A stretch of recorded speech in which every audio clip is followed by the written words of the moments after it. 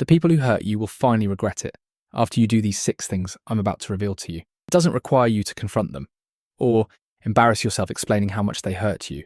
It requires something they will never see coming. Because right now, the reason they keep doing it is simple. You are predictable.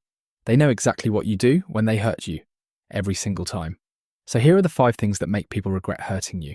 The first thing you can do, stop explaining yourself the moment they tell you something rude. Let me tell you why. Every time someone says something that hurts you, crosses a line, or disrespects you, your instinct fires immediately. Explain. Make them understand and make them see how wrong they are. It feels like the right thing to do. No, it isn't. So save your time. Because people who hurt you on purpose already know what they did. They don't need your explanation. They're waiting for it. Because the moment you start explaining yourself, you've just told them something they needed to know, that you still need something from them. They're understanding how wrong they are about you, or maybe their permission so you feel okay, and they use what they need against you every time. So this time if they say, "You always mess things up," you reply, "If that's how you see it," and you move on. And here's what happens when you give up explaining yourself. They will wait for the explanations they've always gotten, and they won't this time. So please don't walk them through your feelings so they can do it again next week.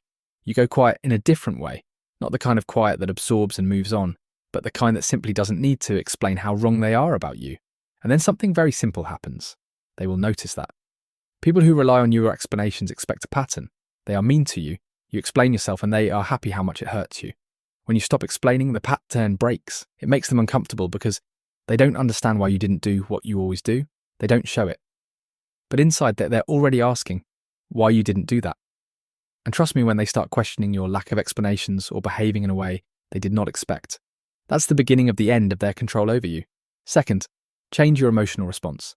Here's what most people miss. Disrespectful people aren't just watching your words. They're watching your emotional state. And the most skilled ones don't even come to you directly. They perform their own emotions to trigger yours. They get angry, so you get anxious. They act wounded, so you feel guilty and rush to fix something that isn't your fault. That's the script they rely on. And as long as you respond that way, it works for them.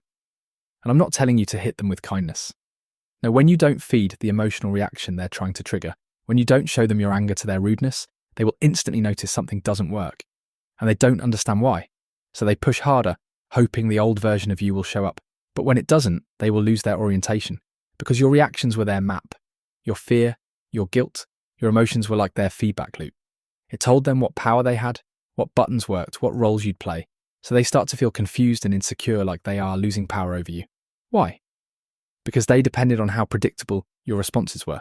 And when you don't feel that emotional reactions, they just don't know how to react anymore. 3. Lead with actions, not words. Let me explain, what do I mean by that? The reason why boundaries with rude people fail most of the time is because they are spoken. And words without consequences are just noise. Just think for a second. People hear them, and then they test whether you really meant it. And when you respond the same way you always have, when there's no actual consequence attached to the boundary you declared, your words become worthless, even worse than worthless. Because now they know you say some things you don't enforce, so stop making lengthy announcements or writing paragraphs. Instead, act.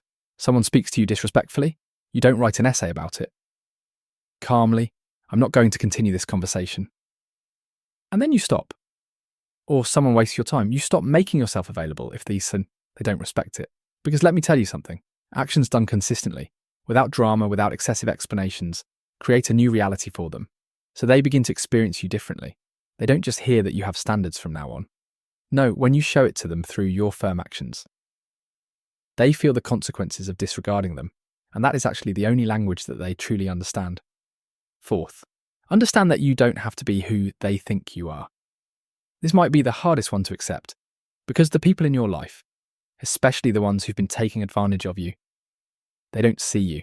They see a version of you, a mental picture they built over time, based on patterns and mental shortcuts, based on how you've always responded, based on the role you've consistently played. So if you are a forgiving person while they always disrespect you, they might think they'll forgive me. They'll explain themselves. And as long as you keep confirming that picture, even in small subtle ways, they never have to update it. They can keep using that old map. But here's what happens when you change. When your responses start being incongruent with the image they have of you. When you don't explain, don't react, don't chase, don't absorb.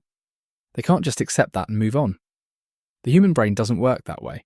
They have to update their mental model of who you are. And that process is uncomfortable. It takes time. It creates cognitive dissonance. this gap between who they thought you were and who you're showing up as now.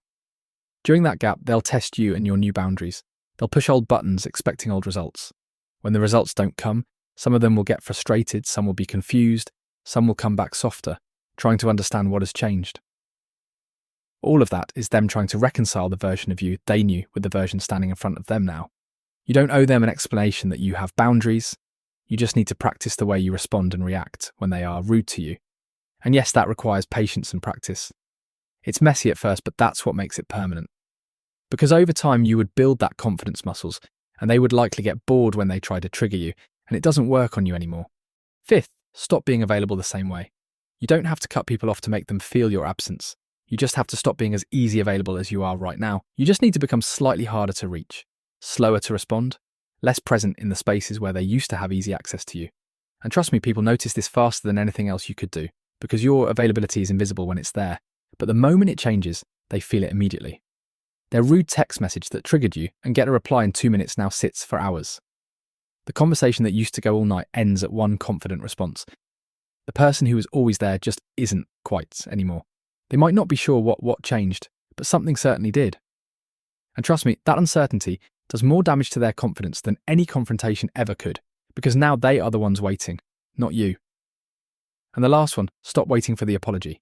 This is the one most people never actually do. They do everything else right. They stop explaining. They change their reactions. They set real consequences. And still there is something missing, because somewhere deep down there's still an open loop that needs to be closed. An apology you have not received. A moment where the person who hurt you finally says, "I know what I did. I'm sorry." Stop waiting, because that's never coming. And that waiting is the last piece of control those people have over you, because as long as you need something from them, even just a sorry, they still hold something you want. That gives them power without them doing anything. So please stop. Expect them for hurting you. You are allowed to be completely done with someone without them agreeing to it. Without their apology. Without their signature on your piece.